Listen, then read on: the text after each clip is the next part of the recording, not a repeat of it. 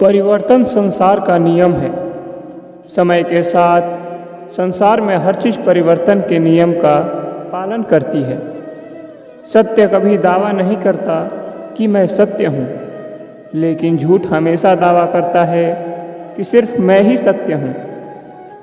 नरक के 3 द्वार हैं: वासना, क्रोध और लालच। किसी का अच्छा ना कर सको तो बुरा भी मत करना, क्योंकि दुनिया कमज़ोर है, लेकिन दुनिया बनाने वाला नहीं। सदैव संदेह करने वाले व्यक्ति के लिए प्रसन्नता न इस लोक में है और ना ही कहीं और। जो चीज़ें हमारे दायरे से बाहर हो उसमें समय गंवाना मूर्खता है। ना ही यह शरीर तुम्हारा है और ना ही तुम इस शरीर के मालिक हो। यह शरीर 5 तत्वों से बना है: आग, जल, वायु, पृथ्वी और आकाश। जिंदगी में हम कितने सही हैं और कितने गलत हैं, यह केवल 2 लोग जानते हैं, एक परमात्मा और दूसरी हमारी अंतर आत्मा। परिवर्तन ही संसार का नियम है। एक पल में हम करोड़ों के मालिक हो जाते हैं और दूसरे पल ही हमें लगता है कि हमारे पास कुछ भी नहीं है। क्रोध से भ्रम पैदा होता है और भ्रम से बुद्धि व्यग्र होती है। जब बुद्धि व्यग्र होती है तब तर्क नष्ट हो जाता है। जब तर्क नष्ट हो जाता है तब व्यक्ति का पतन हो जाता है। जैसे अंधेरे में प्रकाश की ज्योति जगमगाती है, ठीक उसी प्रकार से सत्य की चमक भी कभी फीकी नहीं पड़ती। इसलिए व्यक्ति को सदैव सत्य के मार्ग पर चलना चाहिए। मनुष्य जिस रूप में ईश्वर को याद करता है, ईश्वर भी उसे उसी रूप में दर्शन देते हैं। अपने आप को भगवान के प्रति समर्पित कर दो, यही सबसे बड़ा सहारा है। जो कोई भी इस सहारे को पहचान गया वह डर, चिंता और दुखों से आज़ाद रहता है। इंद्रियों की दुनिया में कल्पना सुखों की प्रथम शुरुआत है और अंत भी जो दुख को जन्म देता है। मन की गतिविधियों, होश, श्वास और भावनाओं के मध्य से भगवान की शक्ति सदा तुम्हारे साथ है और लगातार तुम्हें एक साधन की तरह प्रयोग करके सभी कार्य कर रही है। बुरे कर्म करने वाले सबसे नीच व्यक्ति होते हैं, जो राक्षस प्रवृत्ति से जुड़े हुए होते हैं और जिनकी बुद्धि माया ने घेर ली है। वो मेरी पूजा या मुझे अपनाने का प्रयास नहीं करते। बुद्धिमान को अपनी चेतना को एकजुट करना चाहिए और फल की इच्छा को छोड़ देना चाहिए। सज्जन व्यक्ति को सदैव अच्छा व्यवहार करना चाहिए, क्योंकि इन्हीं के पद चिन्हों पर सामान्य व्यक्ति अपने रास्ते को चुनते हैं। निर्माण केवल पहले से मौजूद चीज़ों का प्रक्षेपण है। अपने अनिवार्य कार्य को करो, क्योंकि वास्तव में कार्य करना निष्क्रियता से बेहतर है। इस संपूर्ण संसार में कोई भी व्यक्ति महान जन्म नहीं लेता, बल्कि उसके कर्म उसे महान बनाते हैं। कहा गया है, कोई भी अपने कर्म से भाग नहीं सकता। कर्म का फल तो भुगतना ही पड़ता है। अपने कर्म का पालन करो। वास्तव में कर्म अकर्म से बेहतर है। सही कर्म वह नहीं है जिसके परिणाम हमेशा सही हो, अपितु सही कर्म वह है जिसका उद्देश्य कभी गलत ना हो। इंसान हमेशा अपने भाग्य को पूछता है, ये जानते हुए भी भाग्य से ऊंचा उसका कर्म है, जो कि उसके स्वयं के हाथों में है। बिना फल की कामना से किया गया कार्य ही सच्चा कर्म है। ईश्वर चरण में हो समर्पण वही केवल धर्म है। ज्ञानी व्यक्ति ज्ञान और कर्म को एक ही रूप में देखता है। ज्ञानी व्यक्ति को कर्म के प्रतिफल की अपेक्षा कर रहे अज्ञानी व्यक्ति के दिमाग को अस्थिर नहीं करना चाहिए। प्राकृतिक कर्म बहुत तनाव पैदा करती हैं। किसी और का कार्य पूर्णता से करने से बेहतर है अपना ही काम करें, भले ही उसे अपूर्णता से करना पड़े। अच्छे कर्म करने के बावजूद भी लोग केवल आपकी बुराइयां ही याद रखेंगे, इसलिए लोग क्या कहते हैं ध्यान मत दो, तुम अपना कर्म करते रहो। कर्म उसे नहीं बांधता जिसने काम का त्याग कर दिया है।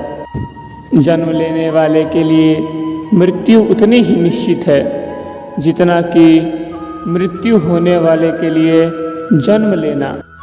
इसलिए जो अपने कार्य हैं उस पर शोक मत करो। आत्मा किसी भी काल में ना जन्मता है और ना ही मरता है, और ना यह एक बार होकर अभाव रूप होने वाला है। आत्मा आजन्म, नित्य और शाश्वत है और पुरातन है। शरीर के नाश होने पर भी इसका नाश नहीं होता। जैसे मनुष्य जिन वस्त्रों को त्याग करके दूसरे नए वस्त्र को धारण करता है, वैसे ही आत्मा पुराने शरीरों को त्याग करके दूसरे नए शरीरों को प्राप्त होती है। जो आत्मा को मारने वाला समझता है और जो इसको मरा समझता है, वे दोनों ही नहीं जानते, क्योंकि यह आत्मा ना मरता है और ना मारा जा सकता है। वह जो मृत्यु के समय मुझे स्मरण करते हुए अपना शरीर त्यागते हैं, वह मेरे धाम को प्राप्त होता है। इसमें कोई संशय नहीं है। लोग आपके अपमान के बारे में हमेशा बात करेंगे। सम्मानित व्यक्ति के लिए अपमान मृत्यु से भी बदतर है। वह जो ज्ञान में विश्वास नहीं रखते, मुझे प्राप्त किए बिना जन्म और मृत्यु के चक्र का अनुभव करते हैं। मैं ऊष्मा देता हूँ, मैं वर्षा करता हूँ और रोकता भी मैं हूँ। मैं अमर भी हूँ और मृत्यु भी। व्यक्ति जो चाहे बन सकता है यदि वह विश्वास के साथ इच्छित वस्तु पर लगातार चिंतन करे। जब वे अपने कार्य में आनंद खोज लेते हैं, तब वे पूर्णता को प्राप्त करते हैं। याद रखना, अगर बुरे लोग सिर्फ समझाने से समझ जाते तो बांसुरी बजाने वाला भी कभी महाभारत नहीं होने देता। जो बीत गया उस पर दुख क्यों करना, जो है उस पर अहंकार क्यों करना, और जो आने वाला है उसका मोह क्यों करना। हमारी व्यर्थ की चिंता और मन का भय एक ऐसा रोग होता है जिससे हमारी आत्मीय शक्ति बिखर जाती है। हर व्यक्ति का विश्वास उसकी प्रकृति के अनुसार होता है। जो इंसान किसी की कमी को पूरा करता है वो सही अर्थों में महान होता है।